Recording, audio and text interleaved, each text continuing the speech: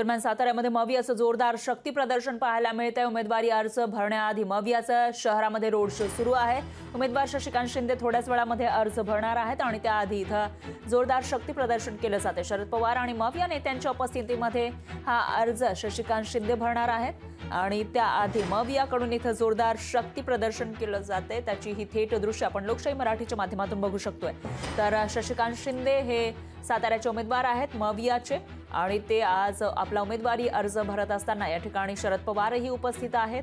त्याचबरोबर पृथ्वीराज चव्हाण आणि इतरही जे महत्त्वाचे नेते आहेत राष्ट्रवादी आणि काँग्रेसमधले शरद पवारांचे राष्ट्रवादी आणि काँग्रेस आणि त्याचबरोबर ठाकरेंची शिवसेना या तिन्ही पक्षातील नेते या ठिकाणी आपल्याला पाहायला मिळतात।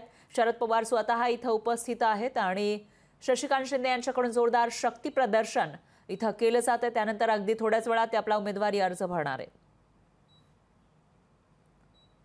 आणि याविषयी अधिक माहितीसाठी आपले प्रतिनिधी इम्तियाज मुजाबर हे आपल्यासोबत थेट जोडले गेले आहेत। तर इम्तियाज, काय सांगाल?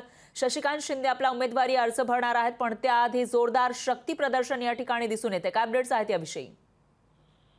नक्कीच फरा, सकाळपासून शशिकांत शिंदे उमेदवारीचा अर्ज भरणार आहेत। संपूर्ण सातारा जिल्ह्यातील राष्ट्रवादी शरद पवार गटाचे सर्व कार्यकर्ते साताऱ्यातल्या शाहूनगरीमध्ये एकवटलेले आहेत।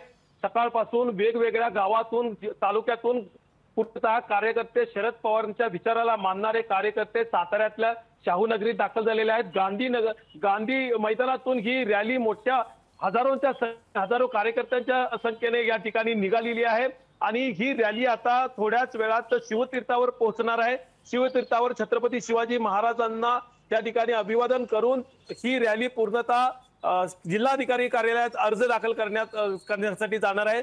या रॅलीमध्ये शरद पवारांच्या बरोबर जयंत पाटील, बाळासाहेब पाटील, त्याचबरोबर माजी मुख्यमंत्री पृथ्वीराज चव्हाण यासह राष्ट्रवादी महाविकास आघाडीतील पश्चिम महाराष्ट्रातील दिग्गज नेते शशिकांत शिंदे यांचा अर्ज दाखल करण्यासाठी उपस्थित आहेत। त्याचबरोबर सातारा जिल्ह्यातील शरद पवार यांनी व्यक्तिगत पातळीवर ज्यांचे संबंध आहेत ते सर्व जुने जाणते कार्यकर्ते शरद पवारांच्या या ठिकाणी हाकेला उभं राहिलेले असल्याचे चित्र दिसत आहे। निश्चितच इम्तियाज, आणि त्यानंतर आता पुढे नेमकं काय होणार, प्रचार कसा रंगणार ते बघावं लागेल। दरम्यान धन्यवाद तुम्ही दिलेल्या या सविस्तर माहितीसाठी। लोकशाही मराठी ऐका, पहा, जागरूक रहा।